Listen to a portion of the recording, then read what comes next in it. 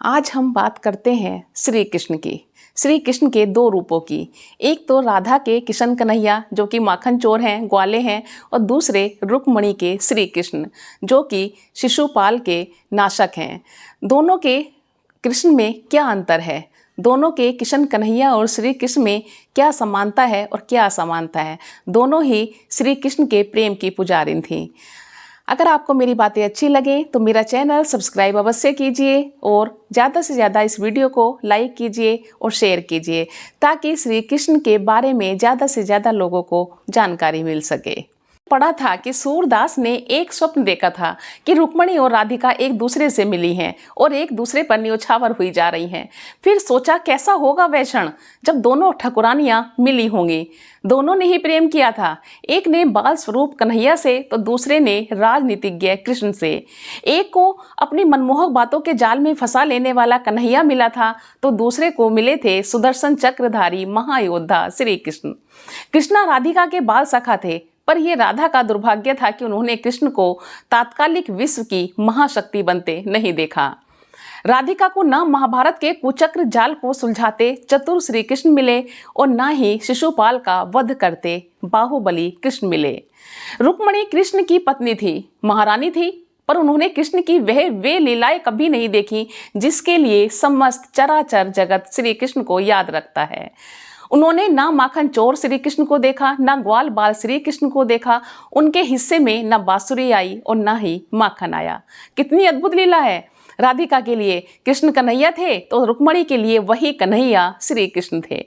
पत्नी होने के बाद भी रुक्मणी को कृष्ण उतने नहीं मिले कि वह उन्हें तुम कह पाती। आप से तुम तक की इस यात्रा को पूरा कर लेना ही प्रेम का चरम पा लेना है। पर अफसोस रुक्मणी कभी यह यात्रा पूरी नहीं कर सकी। राधिका की तो यात्रा प्रारंभ ही तुमसे हुई थी, अर्थात उनका प्रारंभ ही चरम से हुआ था, लेकिन अफसोस तब भी उन्हें कृष्ण नहीं मिले। कितना अजीब है ना। कृष्ण जिसे नहीं मिले युगों युगों से आज तक उसी के हैं और जिसे मिले उसे मिले ही नहीं। तभी कहा जाता है कि श्री कृष्ण को पाने का प्रयास मत कीजिएगा, वो कभी नहीं मिलेंगे, बस प्रेम करके छोड़ दीजिए, जीवन भर आपका साथ निभाएंगे। कृष्ण इस सृष्टि के सबसे अच्छे मित्र हैं, राधिका हो या सुदामा। श्री कृष्ण ने मित्रता निभाई तो ऐसी निभाई कि इतिहास बन गया। राधा और रुक्मणी जब भी कभी अगर मिली होंगी तो रुक्मणी राधा के वस्त्रों में माखन की गंध ढूंढती रही होगी और राधा ने रुक्मणी के आभूषणों में कृष्ण का वैभव तलाशा होगा। कौन जाने उन्हें कुछ मिला भी या नहीं। सब कुछ कहाँ मिलता है, मनुष्य को कुछ ना कुछ तो छोड़ना ही पड़ता है। जितनी चीज कृष्ण से छूटी उतनी तो शायद किसी से भी नहीं छूटी होंगी।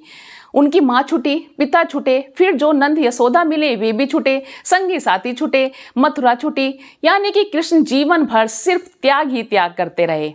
हमारी आज की पीढ़ी को जो कुछ भी थोड़ा सा भी छूटने पर टूटने लगती है उसे कृष्ण को अपना गुरु बना लेना चाहिए। जो श्री कृष्ण को समझ लेगा वो कभी अवसाद या डिप्रेशन में नहीं जाएगा। कृष्ण आनंद के देवता हैं, कुछ छूटने पर भी कैसे खुश रहा जा सकता है ये कृष्ण से अच्छा कोई नहीं सिखा सकता। इसलिए युवा पीढ़ी को श्री कृष्ण के जीवन से बहुत कुछ सीखने की जरूरत है। सफलता मिलना या ना मिलना ये तो जीवन के रंग हैं। असफल होने पर अवसाद या डिप्रेशन का शिकार होना आपकी कमजोरी को दर्शाता है। इसलिए जीवन के हर रंग, सुख दुख, सफलता असफलता का दृढ़ इच्छा शक्ति से सामना कीजिए। अपने अंदर जीवन की विषमताओं, कठिनाइयों, दुख, पीड़ा सभी का सामना करने की हिम्मत जगाइए। देखिएगा एक नया सवेरा उत्सुकता पूर्वक आपका इंतजार कर रहा है। राधे राधे। जय श्री कृष्णा। राधे राधे।